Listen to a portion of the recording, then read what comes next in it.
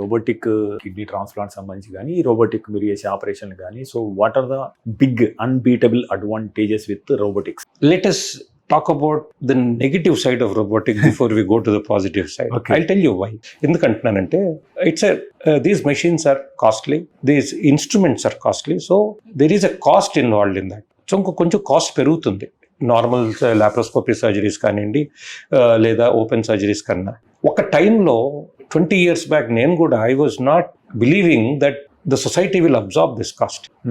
ఈ రోజున our economy has really improved, the society has matured and the society is absorbing the cost and robotic costs are coming down ఆ రోజుకి ఈ రోజుకి. So today that is why robotic surgery is staying, not just because of the cost. Our inherent advantages like minimal pain, very early recovery, adult కానివ్వండి children కానివ్వండి, almost 30-40% less bleeding in the surgery, success rates are good or better than normal open surgery, and earlyly they are back to work.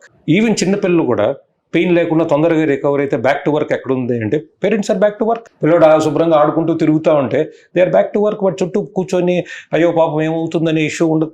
మేము robotic surgery చేస్తే 48 hours we will discharge them. So ఆ inherent అడ్వాంటేజెస్ని no one can beat it. Cost, yes there is an additional cost, but if you look at the overall thing in terms of outcomes, ఇంకా ఇది దాని success rates కానివ్వండి, bleeding కానివ్వండి, recovery కానివ్వండి, mental satisfaction కానివ్వండి, cosmetic appearance కానివ్వండి, nothing to beat robotic surgery. MedPlus లో అదే మెడిసిన్ అదే క్వాలిటీ, మార్కెటింగ్, డిస్ట్రిబ్యూషన్, ఇంకోటి అంటూ వీళ్ళకి అదనపు ఛార్జీలు ఉండవు. అందువల్లే 50-80% డిస్కౌంట్ లో మనకు అందిస్తున్నారు.